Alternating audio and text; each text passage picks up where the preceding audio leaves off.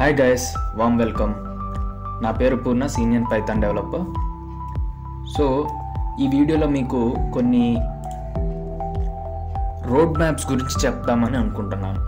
What is road map? So పైథాన్ని నేర్చుకోవడం వల్ల దాని యూటిలైజేషన్ అండ్ దాని ఫ్యూచర్ స్కోప్స్ ఏంటివి అనేదే ఈ రోడ్ మ్యాప్ అన్నమాట. So this is a video మీ కెరియర్ని గైడ్ చేయడానికి ఉపయోగపడుతుంది. సో మీరు పైథాన్ నేర్చుకున్నారు, ఎటు వెళ్ళాలి, లేదు నేర్చుకోవాలి, ఎటు వెళ్ళాలనుకుంటున్నారు. సో పైథాన్ తోటి మీకున్న ఒక రిలేషన్ని ఇక్కడ నుంచి కంటిన్యూ చేసుకోవడానికి పాసిబిలిటీ ఉంటుంది. Okay, so what Python can do?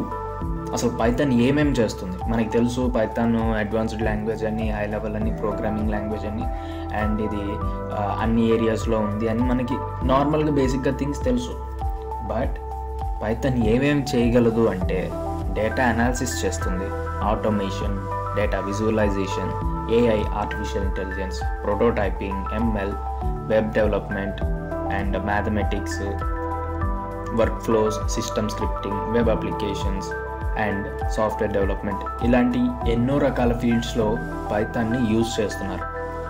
So స్పెషల్గా చెప్పాలి అంటే పైథాన్ అనేది ఒక మల్టిపుల్ స్కిల్స్ ఉన్న ఒక సాఫ్ట్వేర్. అంటే లైక్ మల్టీ టాలెంటెడ్ పర్సన్ అంటారు కదా, సేమ్ అట్లానే మల్టిపుల్ స్కిల్స్ ఉన్న ఒక సాఫ్ట్వేర్. సో ఎటువంటి సాఫ్ట్వేర్ ఇండస్ట్రీలోనైనా కూడా పైథాన్ని మనం యూజ్ చేసుకోవడానికి ఫ్లెక్సిబుల్ లాంగ్వేజ్ అనమాట. సో ఇన్ని రకాలు చేస్తున్న పైథాన్లో ఇప్పుడు ఒకళ్ళు పైథాన్ నేర్చుకున్నప్పుడు వాళ్ళు ఎటు వెళ్ళాలి, వాళ్ళ తర్వాత గమ్యం ఏంటి అనేది చాలా కన్ఫ్యూజన్లో ఉంటారు.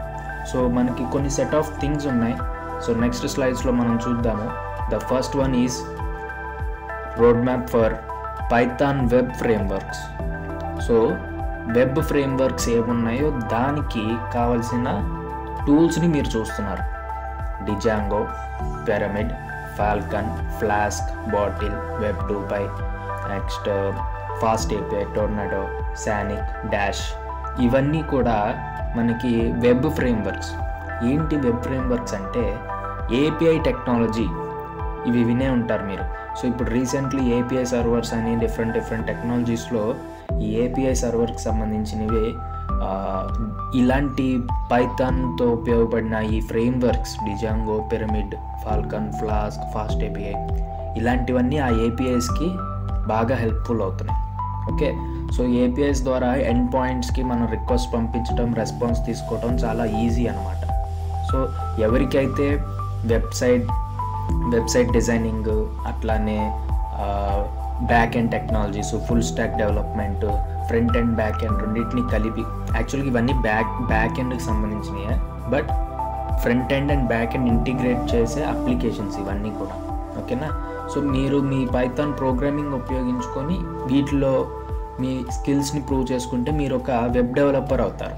Okay, this is the way one of to become web development. Modern web developer అవ్వాలి అంటే వీటిలో ఏదో ఒకటి నేర్చుకోవాల్సి ఉంటుంది పైథాన్ నుంచి. Okay, then next Python GUI libraries. GUI అంటే గ్రాఫిక్ యూజర్ ఇంటర్ఫేస్ అంటాము. సో మనకి అప్లికేషన్స్ తెలుసు, కంప్యూటర్లో వాడతాము, మొబైల్లో వాడుతూ ఉంటాము, నెంబర్ ఆఫ్ యాప్స్ వాడుతున్నాం ఈ రోజుల్లో. సో అట్లాంటి యాప్స్ తయారు చేయాలి అనుకున్న వాళ్ళు ఈ లైబ్రరీస్ చూస్ చేసుకోవాలి. సో సిస్టమ్ యాప్స్ తయారు చేసుకోవాలనుకుంటే కింటర్, QIT ఆర్ పైసైడ్ కానీ, లేదా మొబైల్ యాప్స్ చేయాలనుకుంటే WX పైథాన్ కానీ, కివీ కానీ, ఇలాంటివన్నీ కూడా మనకి యాప్స్ డిజైనింగ్, యాప్ డెవలప్మెంట్ కోసం ఉపయోగపడుతున్నాయి. సో గట్టిగా గుర్తుంచుకోండి, మీకు మొబైల్ డెవలప్మెంట్ ఇంపార్టెంటా, పైథాన్ నుంచి చేయాలనుకుంటున్నారా, ఖచ్చితంగా వీటిలోంచి ఒకటి చూస్ చేసుకోవాలి. ఓకే, బట్ బేసిక్ అనేది నేర్చుకోవాలి కంపల్సరీ. కోర్ అని కంపల్సరీ ఇంపార్టెంటే. సో ఆ కోర్ కాన్సెప్ట్స్ తర్వాత మీకు ఈ పాత్ అనమాట. Okay, then next data science. So data science అంటే ఏంటి? యాక్చువల్లీ డేటా సైన్స్ అంటే అదేదో రాకెట్ సైన్స్ కాదు, నథింగ్ బట్ నెంబర్స్ అన్నీ గజిబిజిగా ఉంటే దాన్ని మీరు పర్టికులర్ ఫార్మాట్లో అలైన్ చేయడమే డేటా సైన్స్ అంటే. మీరు ఇప్పుడు రాకెట్స్లోకి వెళ్తున్నారు, సమ్ స్పేస్ మిషన్కి సమ్ శాటిలైట్ పంపించినప్పుడు ఆ శాటిలైట్ ఫీడ్ పంపిస్తూనే ఉంటుంది, డేటా ఫీడ్ పంపిస్తూనే ఉంటుంది. సో అట్లాంటి డేటాని ఇక్కడ మనం రిసీవ్ చేసుకొని డీకోడ్ చేసి అలైన్ చేసి మనం అర్థం చేసుకుంటాం. రీసెంట్లీ జేమ్స్ వెబ్ స్కోప్ పంపించారు, టెలిస్కోప్ని. సో చాలా మంచి మంచి ఫొటోస్ తీసినాయి. సో అట్లాంటి డేటాని అనలైజ్ చేసి మనకి కరెక్ట్గా చూపించాలంటే డేటాస్ గురించి బాగా తెలిసి ఉండాలి మనకి. సో ఇక్కడ కనిపిస్తున్న ప్యాకేజెస్ పాండాస్, నంపై, ప్లాట్లిబ్, మ్యాట్ప్లాట్లిబ్ ఇటువంటివన్నీ కూడా డేటాని ఎలా ఆర్గనైజ్ చేయాలి, ఎలా మేనేజ్ చేయాలి, అండ్ అలానే ఎలా విజువల్ చేసుకోవాలో చేసే టూల్స్ ఇవన్నీ.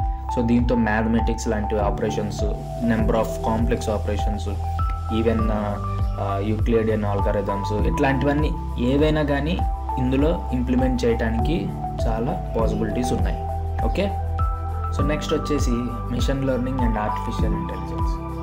So machine learning, artificial intelligence అంటే ఏంటి? సో ఇప్పుడు మీరు రీసెంట్లీ రోబోట్స్ చూస్తున్నారు. సోఫియా అని, తర్వాత సైమన్ అని, అండ్ కాస్మోస్ అని, ఇలా నెంబర్ ఆఫ్ రోబోట్స్ వచ్చినాయి. ఓకే, హోండాలోనేమో నెంబర్ ఆఫ్ రోబోట్స్ తయారవుతున్నాయి, సెల్ఫ్ డ్రైవింగ్ కార్స్ వస్తున్నాయి, ఫేస్ డిటెక్షన్ సిస్టమ్. ఓకే, ఇలాంటివన్నీ కూడా మనకి సింపుల్గా చెప్పాలంటే ఆర్టిఫిషియల్ ఇంటెలిజెన్స్ అంటాం. సో ఆర్టిఫిషియల్ ఇంటెలిజెన్స్లో ఇంకా డీప్ లెర్నింగ్ అని, మిషన్ లెర్నింగ్ అని ఉన్నాయి. సో అలాంటివన్నీ నేర్చుకొని డెప్త్గా, అంటే ఒక రోబోట్కి మనం ట్రైనింగ్ ఇవ్వాలి, ఆ ట్రైనింగ్ పైథాన్ ద్వారా ఇవ్వాలి అనుకుంటే ఖచ్చితంగా వాడాల్సిన టూల్స్ ఇవే. పైథాన్ ద్వారా కాదు, పైథాన్ నుంచే అవుతుంది ఖచ్చితంగా. ఎందుకంటే మిషన్ లెర్నింగ్, ఆర్టిఫిషియల్ ఇంటెలిజెన్స్ ఏవైతే ఉన్నాయో అవి పైథాన్ లేకుండా ఈరోజు ఏవి డెవలప్ కాలేదు. ఓకే, సో ఖచ్చితంగా ఇవి నేర్చుకొని తీరాలి ఈ వైపు మీరు వెళ్ళాలి అనుకుంటున్నప్పుడు. ఓకే, దీనికి కూడా డేటాస్ గురించి తెలిసి ఉండాలి, డేటా సైన్స్ అవన్నీ ఇంపార్టెంట్. సో ఇక్కడ మీకు Spark, Theano, NumPy, TensorFlow is the major distribution. Okay, so next వచ్చేసి టెస్టింగ్. సరే, ఇప్పుడు మీరు ఫర్ ఎగ్జాంపుల్ ఒక అప్లికేషన్ తయారు చేసినప్పుడు అది మీరు అనుకున్న విధంగా పనిచేస్తుంది లేదు అనేది మీకు తెలుస్తుంది. కానీ ఒక కస్టమర్కి అనుగుణంగా పనిచేస్తుందా లేదా అని మనం కనిపెట్టాల్సింది సమ్ టెస్టింగ్ డిపార్ట్మెంట్ వాళ్ళు చేసే పని. ఓకే, సో కస్టమర్కి అనుగుణంగా ఉందా లేదా అని ఐడెంటిఫై చేయాలి. మరి వాళ్ళకి కొన్ని సెపరేట్ టూల్స్ కావాలి. మీరేమో అడ్వాన్స్డ్ రాసేస్తారు. ఓకే, అలాంటి అడ్వాన్స్డ్ అన్నీ అర్థం చేసుకొని చేసే పని వాళ్ళకి ఉండదు. ఓకే, అలాంటప్పుడు అడ్వాన్స్డ్ టెస్టింగ్ టూల్స్ని యూజ్ చేస్తారు. మనకి ఇవన్నీ రెడీగా ఉన్నాయి. యాక్చువల్గా ఇవన్నీ కూడా టెస్టింగ్ డెవలప్మెంట్ టూల్సే. దాంట్లో సెలీనియం పాపులర్ టెస్టింగ్ అనమాట, ఆటోమేటెడ్ టెస్టింగ్ చేయడానికి ఉపయోగపడుతుంది. ఓకే, ఈ ఆటోమేటెడ్ టెస్టింగ్ సెలీనియం అనేది పైథాన్కి అవైలబుల్ ఉన్నాయి. ఓకే, సో ఇలాంటి number of testing applications Python కోసం ఉన్నాయి. వాటిని యూజ్ చేసుకొని కంప్లీట్గా తయారైన ఒక సాఫ్ట్వేర్ని దాన్ని ప్రొడక్షన్లో పెట్టే ముందు టెస్ట్ చేసి ఇలాంటి టూల్స్ ద్వారా పంపిస్తాం. ఓకే, సో ఇన్ని రకాల రోడ్ వేస్లో మీరు ఎటు వెళ్ళాలి అని మీరు అనుకుంటున్నారు.